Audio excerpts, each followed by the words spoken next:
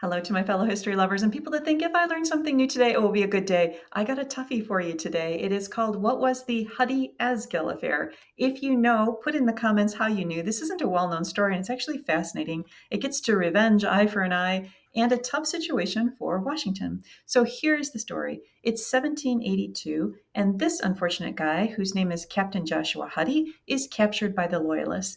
And this is actually after Yorktown, and that becomes important a little later in the story. Some people don't realize that the surrender at Yorktown didn't necessarily end everything. The war doesn't end until 1783. There's still skirmishes.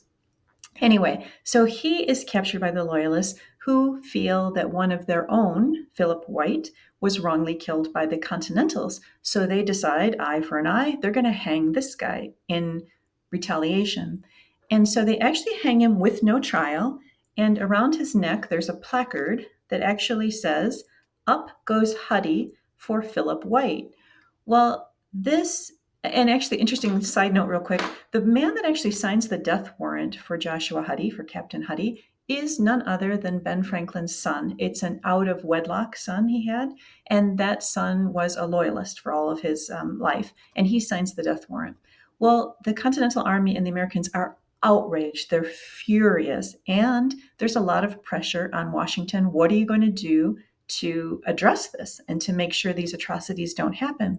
So Washington actually says, we're going to find somebody that's of his equal rank, of this captain, and we'll hang them in retaliation.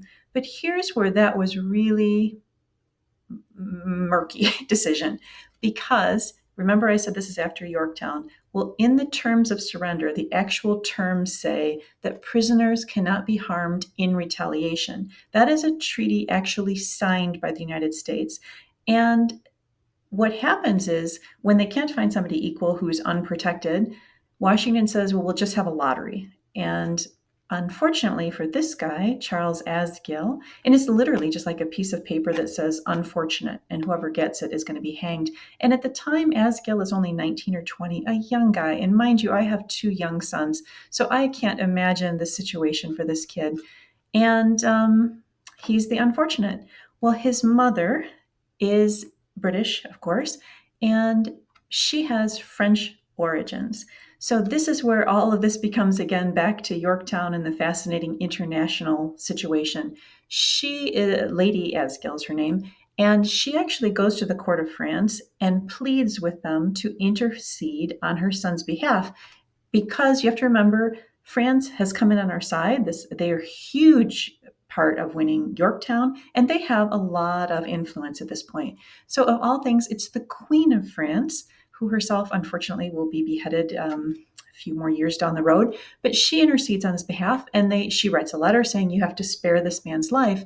So there's a lot of political overtones, and there's a lot of pressure.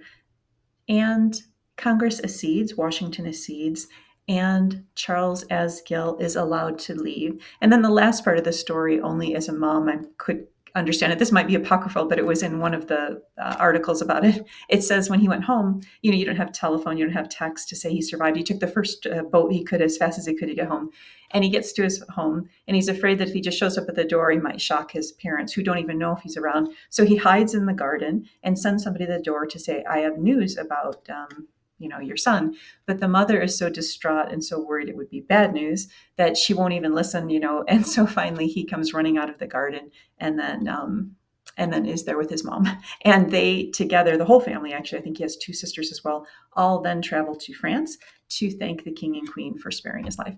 Anyway, that was the Huddy-Asgill affair. And I thought it was kind of interesting. And I don't know what the right thing would have been to do, but I found it interesting to learn about it. Thanks for letting me share. I'll see you tomorrow.